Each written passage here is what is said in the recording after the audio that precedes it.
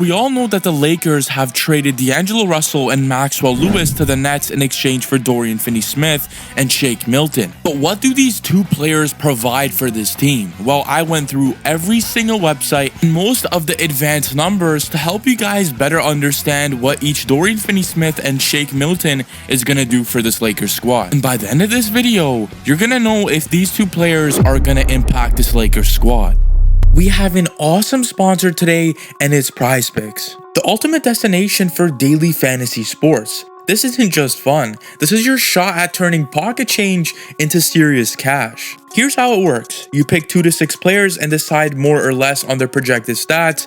That's it. Know your sport? You're already halfway to a win. For example, I love the Golden State Warriors. Steph Curry points, I'm going more every time. LeBron James turnovers, I'm gonna have to go less. You know the drill, and it's not just basketball. PrizePicks is perfect for baseball, MMA, and even golf. Oh, and here's some insider information. Right now, PrizePicks has LeBron James projected to score for just 0.5 threes. And yeah, you heard it right. LeBron scores 1 3-pointer, and you're cashing in. Sign up today at PrizePicks.com or use code MUVSY when you deposit $10. Play your first $5 and PrizePicks gives you $50 instantly, whether you win or lose. That's free money, people. So stop waiting, head to PrizePicks, use code MUVSY, and start turning your sports knowledge into cash today. Let's get it.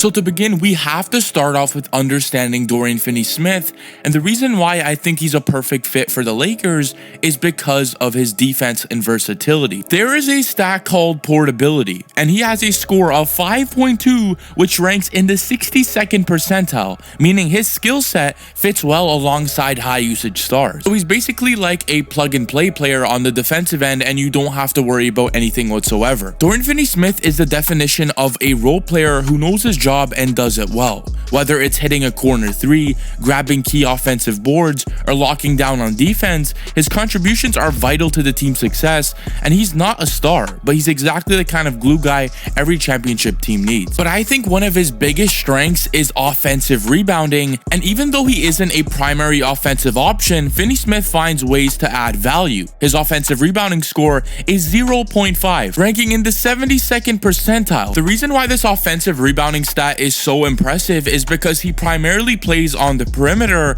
and he also takes care of the ball. His turnover rate is just 7.6%, which is better than 57% of the league. But now we have to understand Finney-Smith's role. He isn't a player who creates a lot of offense for himself or his teammate. His offensive load is 19.8, placing him in the 24th percentile, and his shot creation score of 1.3 is in the 23rd percentile. Simply put, he's not handling the ball much or dishing out assists.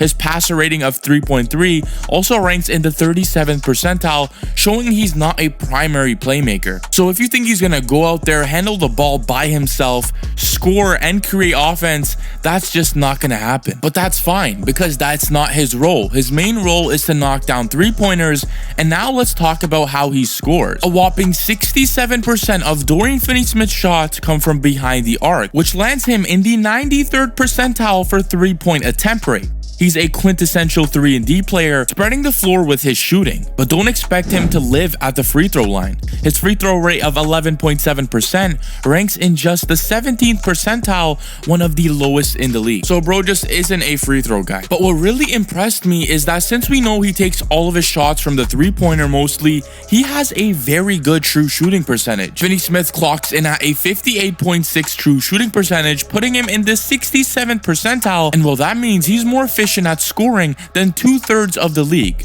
Combine that with a shot quality score of 59.8 in the 65th percentile, and you could see he takes smart, high percentage shots, which are those wide open 3-pointers. So to sum it all up, on the offensive end, he's going to be more of a spot up wing for the Lakers, and on the defensive end, he'll be an on-ball stopper and take out your team's best offensive player to help the Lakers hopefully win more games. But now we have to talk about Shake Milton, and he's a player that did struggle sometimes, but he's still a bit young, and before getting traded to the Lakers, he had a couple of very good games with the Nets, and I think that's what got the Lakers' attention. But what stands out to me is Shake Milton on the playmaking side of things. Shake's involvement in the team's offense is noteworthy. With an offensive load of 29.4, putting him in the 65th percentile, we could see that he was tasked with a decent share of responsibility when it came to generating the offense in Brooklyn. And while his creation score of 3.2, ranking him in the 63rd percentile, indicated that he's above average at creating scoring opportunities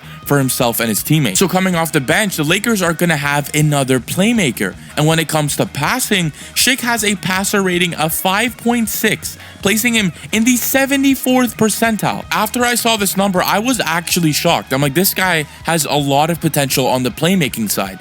But the next number I saw got even crazier, because one of his standout strengths is portability. With a score of 7.3 in the 87th percentile, this means that Shake's skill set can adapt to any offensive system on any team. So we can tell that the Lakers really value plug-and-play players, because they have players like Anthony Davis and LeBron who are actually very easy to play with. But overall offensive impact is where Shake Milton can use some improvement. Despite some solid areas, Shake Milton's overall offensive impact measured by crafted offensive player metric is -1.7, ranking him in the 18th percentile. This shows that while he has some strengths in creation and passing, his scoring inefficiency and lack of high-end production hold him back from being a consistent offensive weapon. Offensively, he needs to put in some more work, and I think that it's really possible because the Lakers actually have a very good development system. And while it's not like Shake Milton can't shoot the three, he shoots a three-pointer at a near 40%, so there is some potential there when it comes to spacing out the floor at the very least. So Shake Milton is a versatile player. Don't get me wrong, he will fit into any different system and offer you a very good amount of playmaking value. However, his inefficiency on offense and impact on defense really need improvement to make him a more well-rounded contributor. He's an adaptable role player, but isn't currently a major difference maker on either end of the court. So these are what the numbers say, but sometimes the numbers may lie to you. And when I looked at film and defensive film, Shake Milton puts a lot of effort on that side of the floor, and I could see him adapting and becoming more of a defensive player when he goes with the Lakers. Although this isn't the biggest trade for the Lakers, it adds some more depth when it comes on the bench side of things, and now they have two solid players who they could rely on when some of their starters aren't playing so well. But this isn't it for the Lakers. Trade deadline is about to get even more crazy, and I smell an even crazier trade than this. But let me know in the comment section below, what do you guys think about Shake Milton and Dorian Finney-Smith, and what will be the next trade for the Lakers? And what are they missing now? If you enjoyed today's video, make sure you hit that like and subscribe. We are almost at 20k subscribers. And if you guys want to talk to me more, you could go in the link in my bio and connect with me on Instagram. Thank you guys for watching, and I will catch you legends in the next one.